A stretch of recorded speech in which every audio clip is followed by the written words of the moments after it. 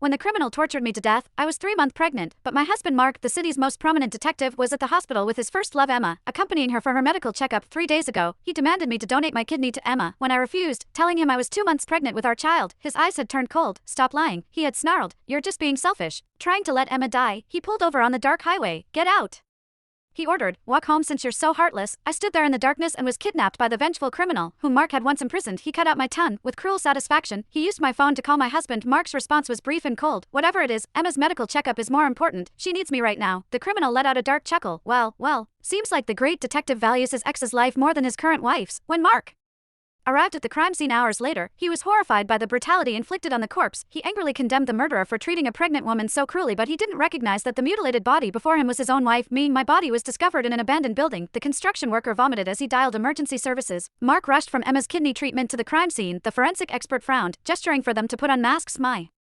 husband Mark was the city's most renowned detective. He'd solved countless murder cases, yet even he faltered when he saw this corpse. The summer heat had done its work. The body was bloated, the face beaten beyond recognition, a mass of flesh and blood where features should have been. The injuries were extensive. The head barely hung onto the neck by a strip of skin. The stench of decomposition filled the air. Mark closed his eyes briefly, took a deep breath, and pulled on his gloves to begin the preliminary examination. I watched nervously as he removed the blood-stained necklace from my neck. 2 rings hung from the chain, our wedding rings that I had handcrafted for us with love. I remembered how proud I'd been, presenting them to Mark, days spent carefully making them perfect. But when Emma saw him wearing his, she had laughed cruelly. What is that ugly thing? Did you fish it out of a dumpster? Mark had ripped off the ring immediately, throwing it back at me. His face had burned with humiliation. You're my wife, he had snapped. You're supposed to help me succeed, not make me look ridiculous in front of others. Though his cold words still echoed in my ears, I believed surely he would recognize these rings now, these symbols of our marriage, of my love for him. But Mark just impassively instructed his assistant to bag them as evidence. His colleague worked methodically, then suddenly paused. Mark, the victim was pregnant, about 2 months along. I watched, heartbreaking, as Mark's expression darkened with rage. These animals, he snarled, slamming his hand against the wall. How could they be so cruel to a pregnant woman? I wanted to scream, to shake him. Emma was diagnosed with kidney failure just 5 days ago. The doctors said she needed a transplant urgently. Mark had rushed to the hospital at midnight. On the way, he begged me, you have to help her, Alice. You're a match. You're the only match they've found. I'm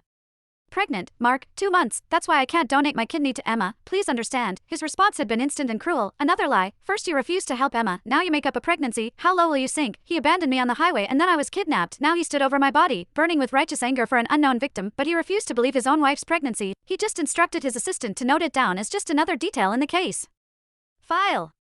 Make sure to highlight the pregnancy in the report. This makes the case high priority. I shouldn't have hoped. I never existed in Mark's heart. He never believed me, never trusted me, not since the day we married. In Mark's heart, every word I spoke was a lie, every action suspicious. He saved his trust and love for Emma, even though I was his wife, even though I had loved him with everything I had. My friend Sarah had warned me from the start.